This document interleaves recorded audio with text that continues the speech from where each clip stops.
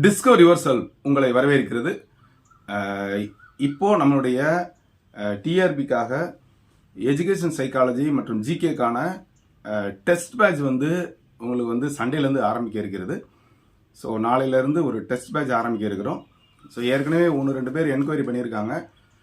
வேணுங்கிறவங்க சீக்கிரமாக சேர்ந்துருங்க. ஏன்னா இனிமேல் டைம் இல்லை.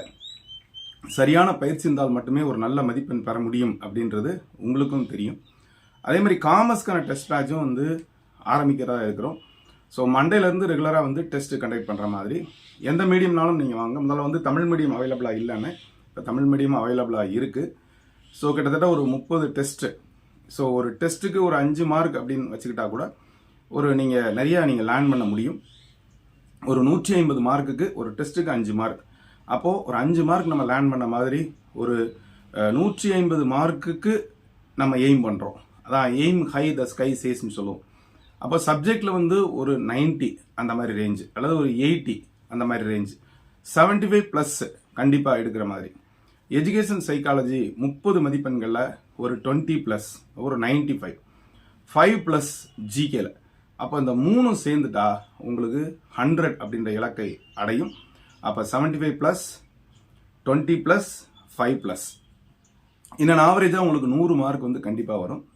ஸோ கடந்த வருடங்களை காட்டிலும் இந்த வருடம் கட் ஆஃப் கூடுமா குறையுமா அப்படின்னு சொல்லி கேட்டோம் அப்படின்னா, அது டிபெண்டிங் அப்பான் த கொஸ்டின்ஸு. அது போக நிறையா எஃபர்ட்ஸ் போட்டுக்கிட்டே தான் இருக்கிறாங்க.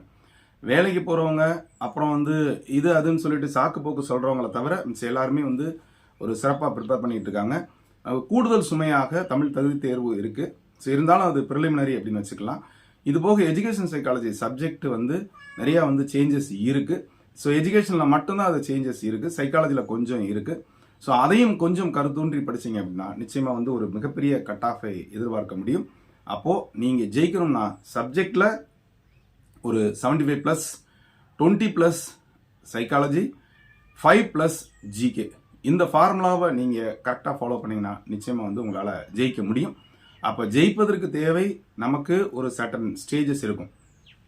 சப்ஜெக்ட்ல அதிகமான மதிப்பெண்கள் எடுத்து சைக்காலஜியில் 1 மார்க் எடுத்து தோல்வி அடைஞ்சவங்க ஒருத்தங்க நம்ம கிளாஸில் எஜுகேஷன் சைக்காலஜி மட்டும் ஸ்பெஷலாக படித்தாங்க. ஸோ அது எனக்கு ரொம்ப ஆச்சரியமாக இருந்தது.